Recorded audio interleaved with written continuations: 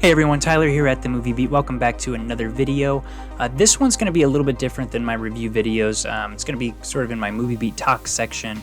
Just kind of want to share some thoughts, more informal, and it's going to include some heavy spoilers. So if you have not seen the movie Hwayi, a Monster Boy, believe this one was released in, when did this come out? End of 2013. So it's been out for a few years, so you know, you can definitely check this one out. It's not like one of my new reviews that's only available in Korean theaters and no one can really watch. So this one is definitely watchable, and I think it is available in many territories, either on streaming or Blu-ray. And this is a movie that it just has me thinking a lot, and I don't really have a lot of people to talk to about this one right now currently. In my area, so I just kind of wanted to put my thoughts on this video and maybe get some responses in the comments below.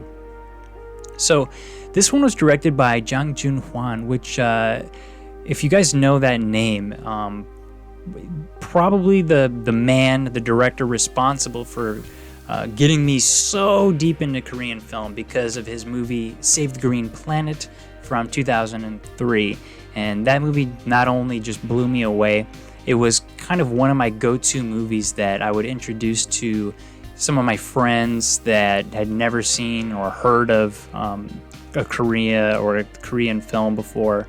And I just kind of knew that that was the one to, pique some interest. And almost always they wanted to watch more after that. So it's been one of my favorite Korean films for a long time.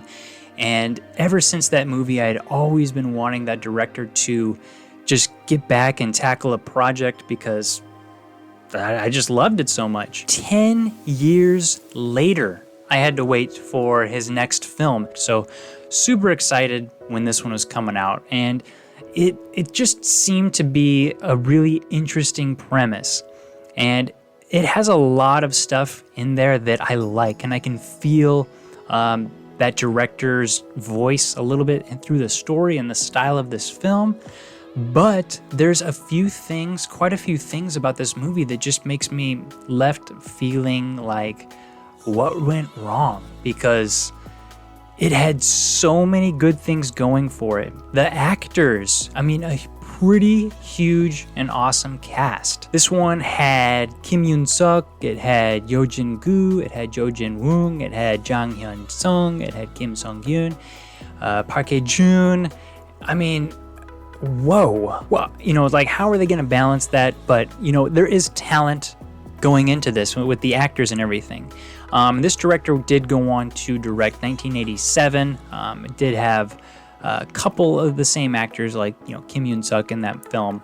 Save the Green Planet is a film from 2003. It did not have a large cast. It had a couple central actors, maybe I would say 3 central actors and a couple supporting. So when we get a movie like this, that's this ensemble cast, it's definitely a different breed. But, in 1987 was another huge ensemble cast, and it was very, very, very successful. And I think that one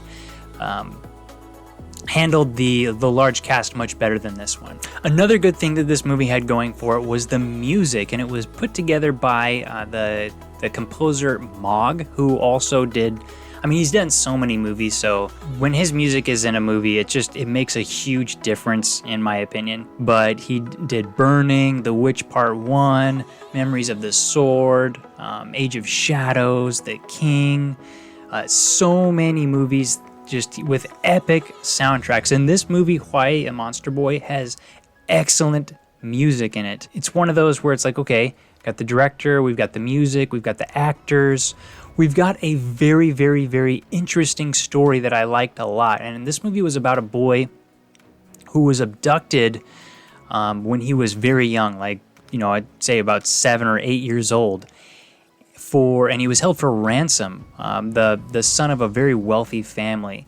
And that ransom never went through. And so, in most cases, abduction cases, we hear that usually the kidnapper would murder the kid that they took, if they didn't get their money.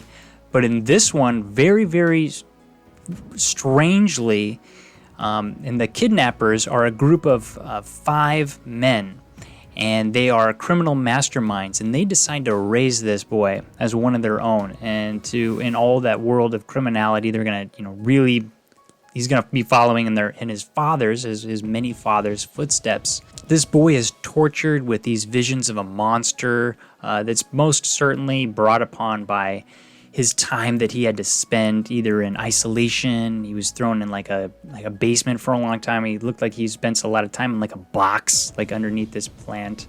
I guess it's worth mentioning that his name, Hwayi, was he was named after a plant and his father's work in this countryside town or a small town.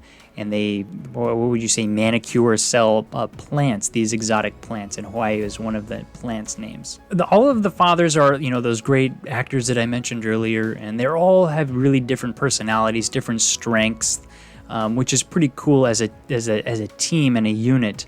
And so that concept of a boy being raised by 5 criminal fathers is very interesting. They also keep a fairly loose rein on him as he gets older, and so the movie really sort of takes off when this kid he seems about 18, 17 years old. They let him kind of walk the streets. He's an artist. He inherited that from somebody in this movie, obviously. His mother, which you get into a little bit later. And he likes to sort of wear a school uniform as he walks the streets to help him kind of blend in, makes him feel a little bit more normal. So the story is very interesting, and they sort of make him commit these crimes. And one of his fathers, the very controlling sort of alpha of the family, played by Kim Yoon-seok, he feels like he has something in common with this boy, that he also saw, these demons, these monsters, and doing monstrous things helped him to excise those demons, and he wants that for his son. And so he's making him sort of do these or take part in these crimes. So it's a very dark, very, very interesting story, and that was another strength of this film. You're like, okay, so we've got all these things going good, but then this movie gets really, it lets you down in some of the choices that it makes, and it just seems like it falls apart. And it sort of began for me when, in the middle part of the film, let's say this crime family, these dads, they've eluded the police for years. I mean, at least 10 plus years, they cannot find these guys. And they get involved in one of these, the people that are looking to off this couple because they are holding out on their property that some huge developer wants to take out their home and put in this big old development, but they're holding out and they're not selling. And the reason they're not selling is because they're waiting, hoping that their missing son will come back one day and, he might find their house. So it turns out that this assignment that the fathers take on is this couple, and it turns out that it is the boy's parents. So still, even though that is completely beyond all odds, I'm on board, and it's interesting. It's kind of like, all right, it's got to be a story worth telling. Let's go. And all of a sudden, this mastermind crime family does not seem so intelligent anymore. And it's sort of, this is where the movie kind of went downhill for me. So they get Hwayi, as they're kind of grooming him, they get him involved to take part in these crimes. And so he gets this little small assignment here where he's gonna pick the lock of the door. And of course things go wrong, and he gets inside and he's walking around, and he notices something's up, and he can recognize that this is his family home. And in here, he's forced to kill his own father, which is supposed to be sort of this thing that's going to really set him over the edge. It's just like he has to kill, and he's got to prove that he can kill. And if these guys, all of his fathers have a little bit of a different relationship with Hwayi, and it just seems like if they really cared about him, which they obviously do because they decided to raise him, it's such a weird decision to make to get him to do this, and to think that he's gonna keep his sanity, which obviously this is the monster boy. This is where he sort of becomes the monster. The monster really sort of takes over him. Even up until this scene, I'm going, okay.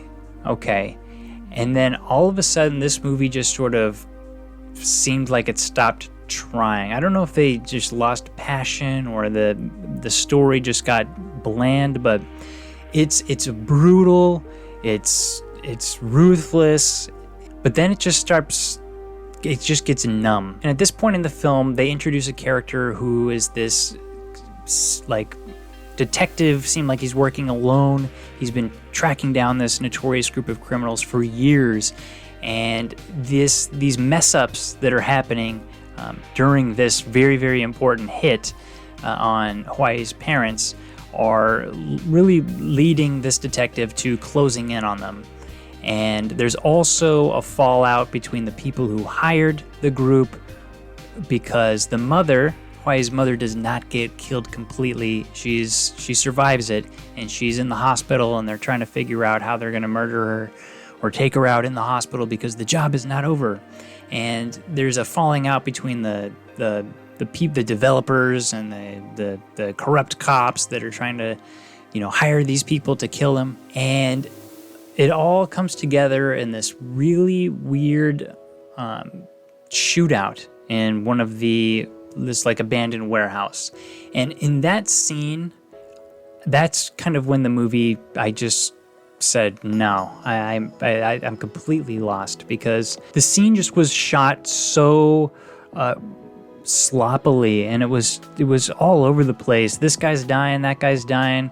We've got Hwayi outside sniping these people somehow with zero vision, and he's taking people out. It's supposed to be chaos, but it seemed really rushed, and Hwayi's sort of taking his dads out one at a time. It was really unfortunate for me, because I was expecting a very, very, very interesting crumbling of this weird, funky family dynamic that had been established. There was this woman that was also part of the family that it seemed like she was forced to be there, and she's like making their meals and cleaning up after them. And I thought that she could have been like more of a mother figure to Hwayi, but she was really not developed, and she was just kind of there to be thrown around and beat up.